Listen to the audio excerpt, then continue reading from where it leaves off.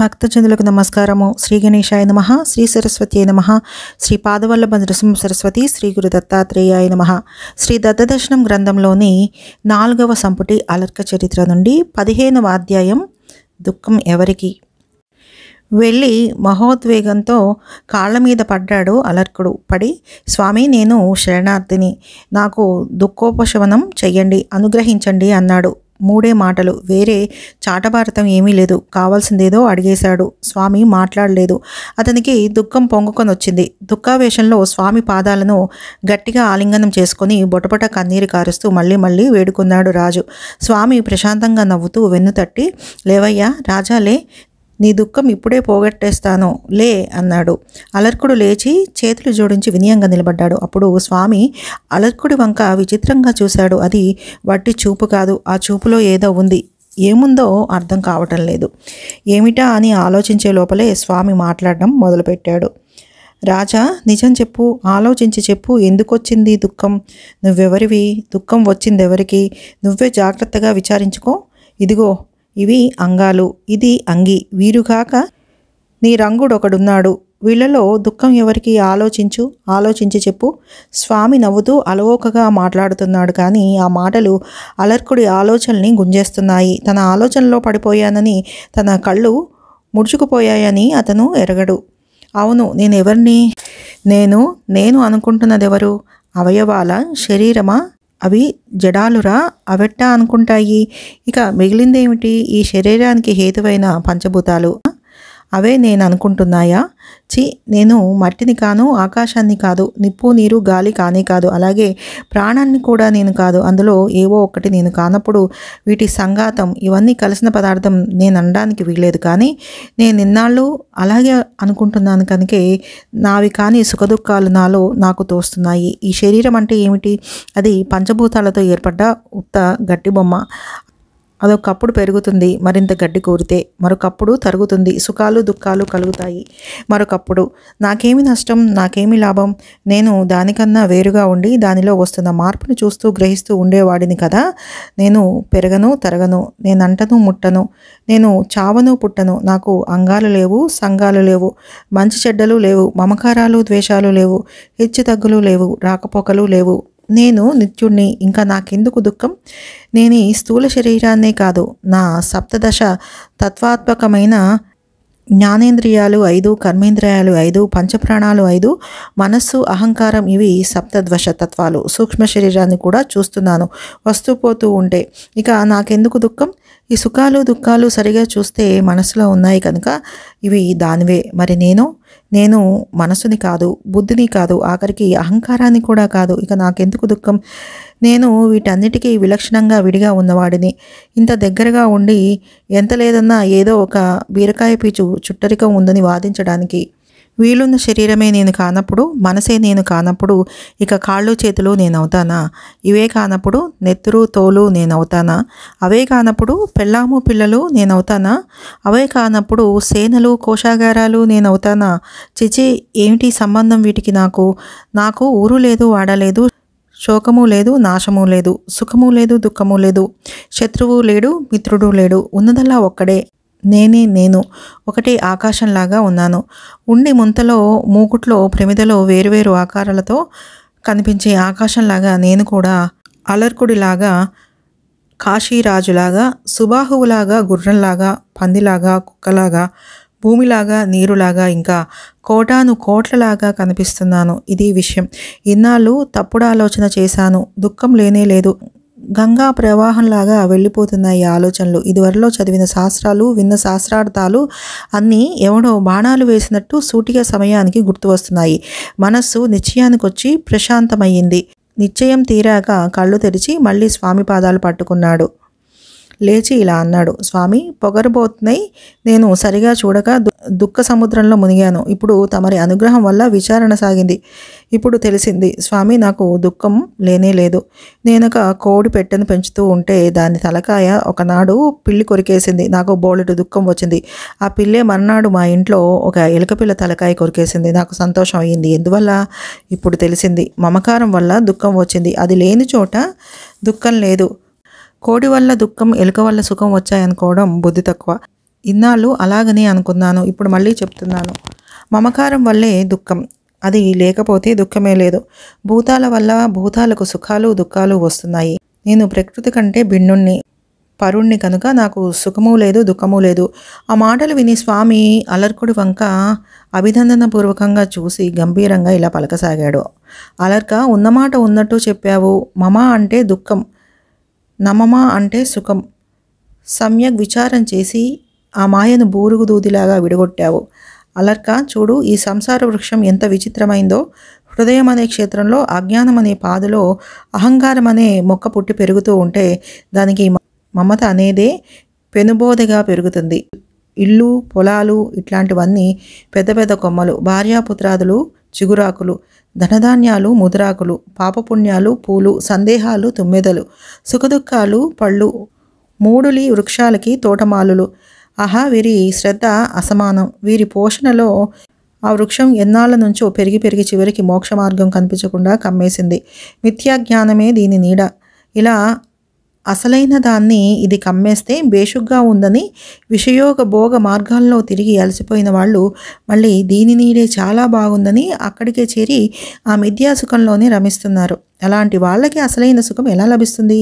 ఇక శాశ్వత సత్యసుఖాన్ని పొందదలుచుకున్న వారు ఏం చేస్తారో తెలుసునా? విద్య అనే గొడ్డల్ని తీసుకుని ముందు దాన్ని సత్సంగం అనే సానరాతి మీద పదును పెడతారు. అప్పుడు ఆ మమతా వృక్షాన్ని మూలమట్టంగా నరికేస్తారు. అప్పుడు తత్వమార్గం కనిపిస్తుంది. ఆ త్రోవన పోతే ప్రశాంతమైన బ్రహ్మధ్యానానికి పోతాడు. అక్కడికి చేరిన వారికి పునరావృతి రహితమైన నిత్యానందం లభిస్తుంది. రాజా, నువ్వు సరిగానే ఆలోచించావు. ఈ స్థూల శరీరం నువ్వు కావు, నేను కాను. అలాగే సూక్ష్మ శరీరం నువ్వు కాదు, నేను కాదు. మరి మన ఈ దేహాలలో నియంద అయి ఉన్న ప్రధానుణ్ణి గ్రహించావా? మేడిపండులో పురుగు, నీటిలో చేప, పైకి ఒకటిగాను జాగ్రత్తగా విచారిస్తే వేరుగాను ఉన్నట్టు ఈ దేహంలో ఆత్మ ఉన్నాడు. గ్రహించావా? ఆ మాటలు విని అలర్కుడు సవినీయంగా మనవి చేయసాగాడు. దేవా, నీ అనుగ్రహం వల్ల ప్రకృతిని పురుషుణ్ణి విడదీసి చూపగల ఉత్తమ జ్ఞానం కలిగింది. కానీ మనసు విషయక్రాంతమే ఉండటం వల్ల కలిగిన జ్ఞానం సుస్థిరంగా నిలవడం లేదు. అది స్థిరంగా నిలిస్తే గాని నిర్గుణ బ్రహ్మైక్య స్థితి కలగదు. అది రావాలంటే ఈ ప్రకృతి బంధాన్ని తుంచేయాలి. దాన్ని ఎలా తుంచేయాలో తెలియటం లేదు. ఏం చేస్తే మళ్ళీ జన్మం లేకుండా ఉంటుందో, నిర్గుణ బ్రహ్మలో ఎలా ఐక్యం చెందాలో ఆజ్ఞాపించండి. అది విని దత్తస్వామి ఇలా బోధించసాగాడు. రాజా, ప్రకృతి పురుషుల్ని తెలుసుకున్నావు కదా. సహజంగా ప్రకృతి గుణాలతో కలిసి ఉంటుంది. అలా కాకుండా ఆ ప్రకృతి పరబ్రహ్మతో కూడి ఉంటే దాన్ని ముక్తి అంటారు. చూడు రాజా, అవివేకం వల్ల బంధం ఏర్పడుతుంది. అందువల్ల ఈ శరీరం ఉండగానే దృఢతరమైన వివేకాన్ని సంపాదించుకోవాలి. ఆ వివేకం బంధాన్ని నుంచి ముక్తినిస్తుంది. అవివేకం వల్ల బంధం ఏర్పడే క్రమం విను. అవివేకం వల్ల మమత్వం, మమత్వం వల్ల సంఘం, సంఘం వల్ల దుఃఖం కలుగుతాయి. కనుక ముందుగా దాని వెనుక పెట్టైన సంఘాన్ని వదిలిపెట్టాలి. ఈ సంఘం వదిలిన వాడికి యోగం సిద్ధిస్తుంది. ఆ యోగం సిద్ధిస్తే నువ్వన్నావే మనస్సులో జ్ఞానం స్థిరంగా నిలవడం లేదని, ఆ చాంచల్యం పోతుంది, ముక్తి సిద్ధిస్తుంది. ఎలాగంటే సంఘం పోతే మమత్వం పోతుంది. మమకారం నశించేసరికి వైరాగ్యం పుడుతుంది. వైరాగ్యమే పరమసుఖం. ఆ వైరాగ్యం కలిగితే పదార్థాలలో దోషదర్శనం చేయగలుగుతారు. అలా దోషదర్శనం చేసిన కొద్దీ వాటి మీద రాగం లేకుండా పోతుంది. కనుకే జ్ఞాని అయిన యోగికి ఎక్కడుంటే అదే సొంతిల్లు, ఏది తింటే అదే రాజభోజనం. అసలు వాటి మీద ఆపేక్ష ఉండదు వాడికి. ఆ వైరాగ్యమే జ్ఞానం. అలాంటి జ్ఞాని ప్రారబ్ధాలను అనుభవిస్తూ ఉంటాడు. నిష్కామంగా కర్మలు చేస్తూ ఉంటాడు. వాడు మళ్ళీ జన్మించడు. రాజా, ఇది జన్మరాహిత్యం లభించే దారి. ఇక యోగం వల్ల నిశ్చల జ్ఞానం కలుగుతుందన్నానే, ఆ యోగం గురించి విను. మనస్సుని ఇంద్రియాల్ని జయించడమే యోగం. అదంతా తేలిక పని కాదు, చాలా కష్టపడాలి. అయితే ఉన్నంతలో ఒక సులభోపాయం ఉంది. అదే ప్రాణాయామం. ప్రాణాయామ విధానాన్ని గురు సమక్షంలో జాగ్రత్తగా అభ్యాసం చెయ్యాలి.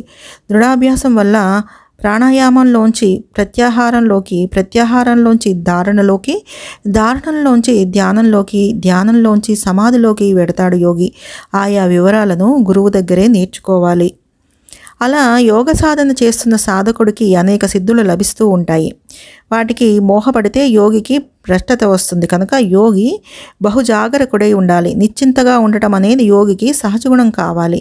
చీమలు, ఎలుకలు ఇలాంటివి గృహస్థుల ఇళ్లలో తమ స్వంత ఇళ్లలో లాగా హాయిగా నివసిస్తూ ఉంటాయి. కానీ ఎప్పుడైనా ఆ ఇంటికి ప్రమాదం వస్తే నిశ్చింతగా మరో ఇంటికి పోయి మళ్ళీ అక్కడ హాయిగానే ఉంటాయి. అలాగే యోగి తన శరీరంలో ఉంటూ దానికి హాని కలిగితే నిర్విచారంగా ఉండాలి. అంతేకాని యోగం ఎప్పటికి సిద్ధిస్తుందో అని అధైర్యపడరాదు. దినదినాభ్యాసంలో అది క్రమంగా వృద్ధి చెందుతుంది, సిద్ధిస్తుంది. చూడటం లేదా మనం చీమలు ఎంత చిన్నవో, వాటి నోళ్ళు ఇంకెంత చిన్నవో అయినా వాటి పుట్టలు ఎంతెంత పెద్దవో, నిరంతరం ప్రయత్నానికి ఫలం అలా ఉంటుంది.